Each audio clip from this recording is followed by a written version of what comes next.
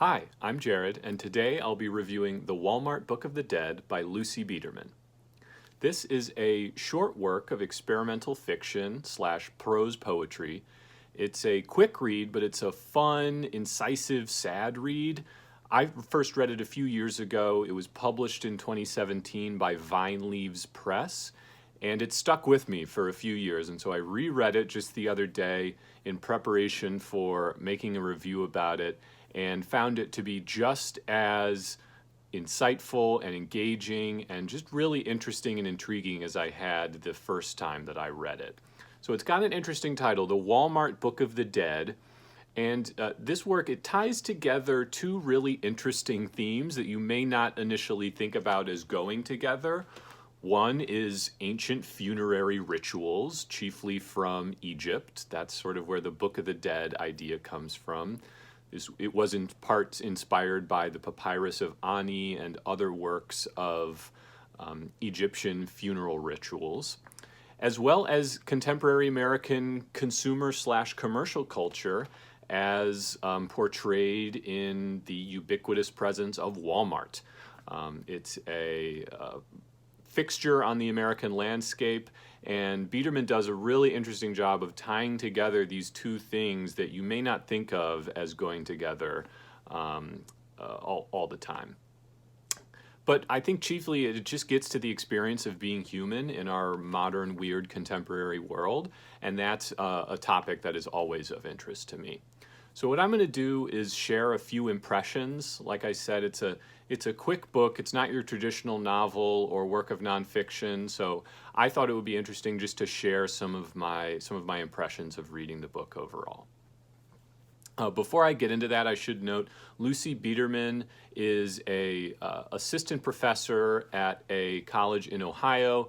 She holds degrees, I believe, in English and in creative writing, and she is the older sister of a prominent member of the leftist comedy podcast community on the internet, Felix Biederman.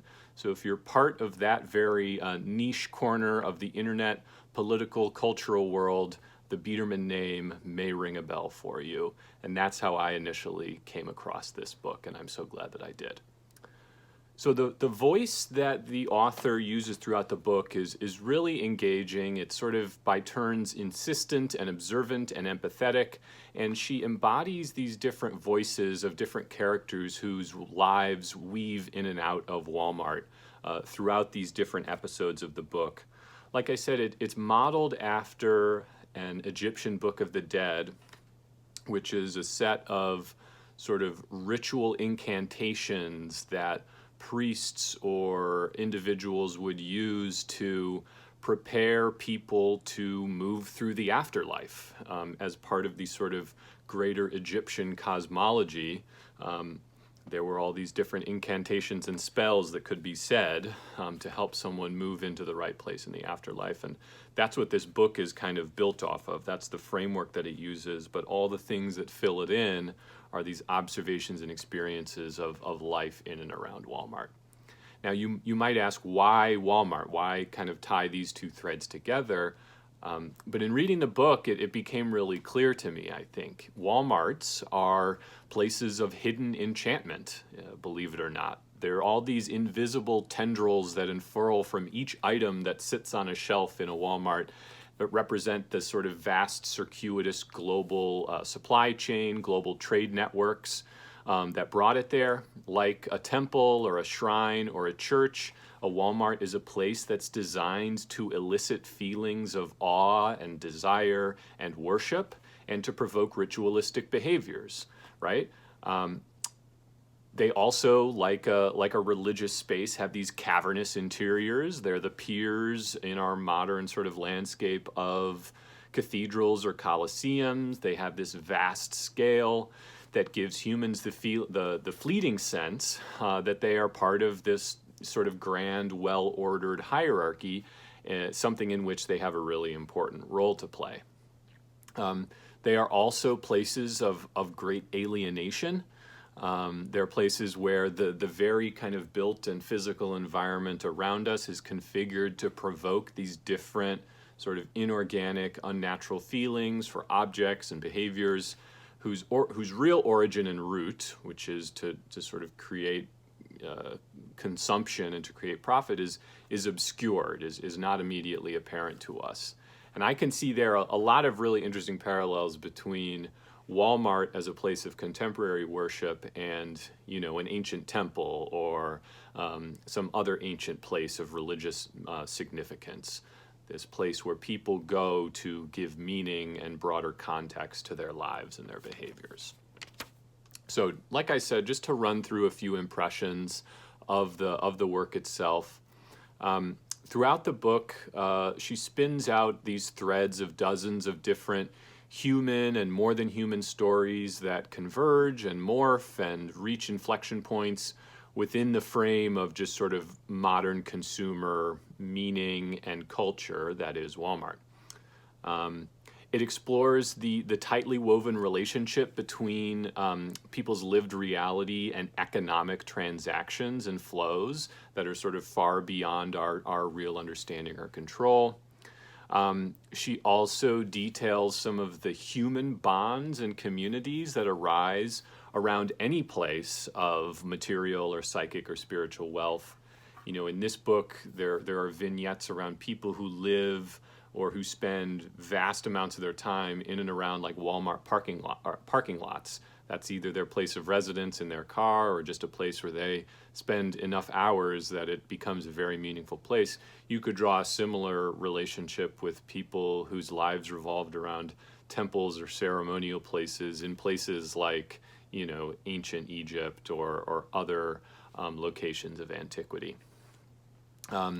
There's also discussion of these different rituals of discipline and punishment that arise and that further sort of enchant a place like Walmart and all the sort of ersatz and fake relics and totems of consumer capital, thinking about, how, the way that law and order manifests in a store or in a retail environment actually gives it more sort of meaning and heft and importance. And how that sort of influences our perceptions of those spaces. That was a really interesting theme. There's also a few different areas in the book where the petty interpersonal sort of power structures that arise in the context of course, our general economic precarity and artificial scarcity.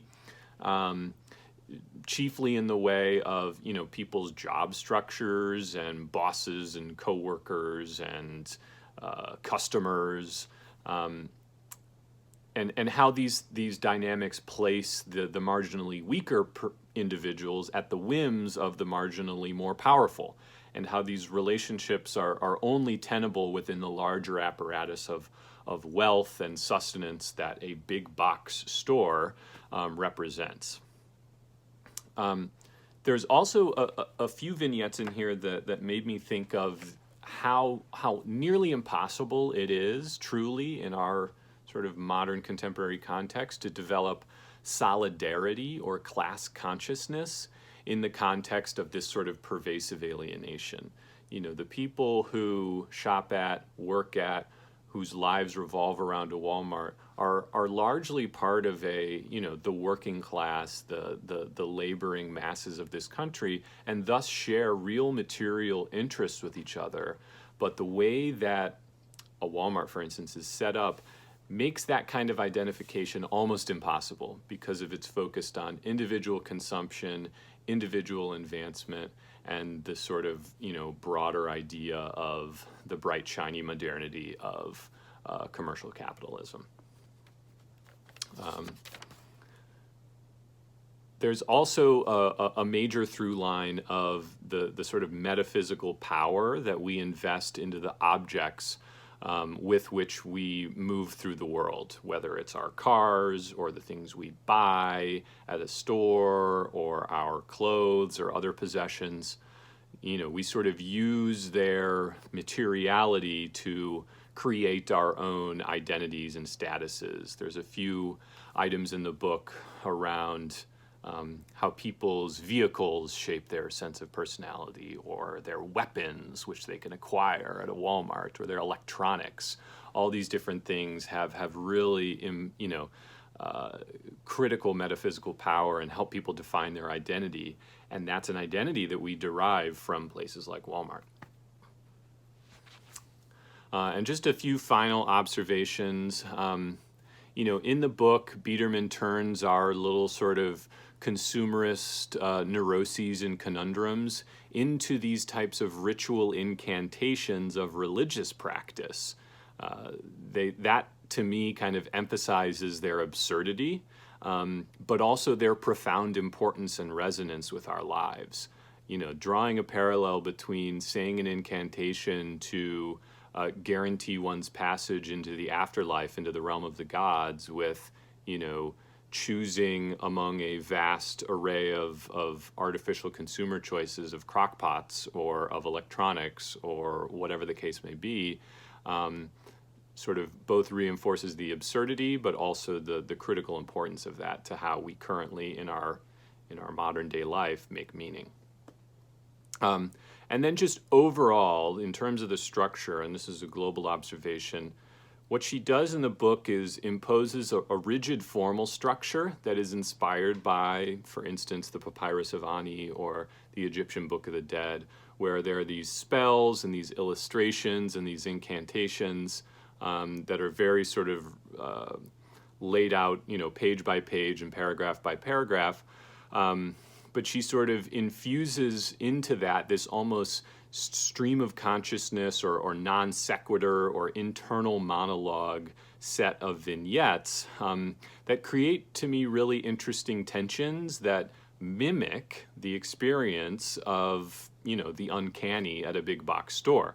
You've got, this formal rigidity, this immense structural sort of formality, material precision, everything in its place, everything closely designed, controlled by the corporate center, but it's filled in with all the messy human reality of life.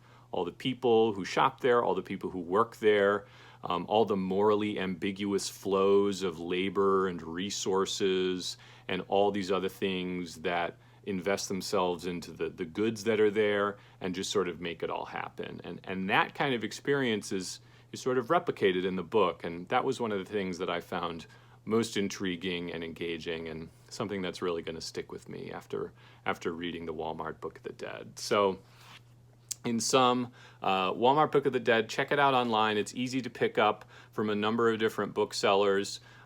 It's a short read, but it's a fun one, and it'll make you think differently about sort of our contemporary consumer landscape and how people across time, across history, across place have used, ritual and ideology to make meaning and identity and community. So really recommend it. Walmart Book of the Dead by Lucy Biederman. And thanks again for watching.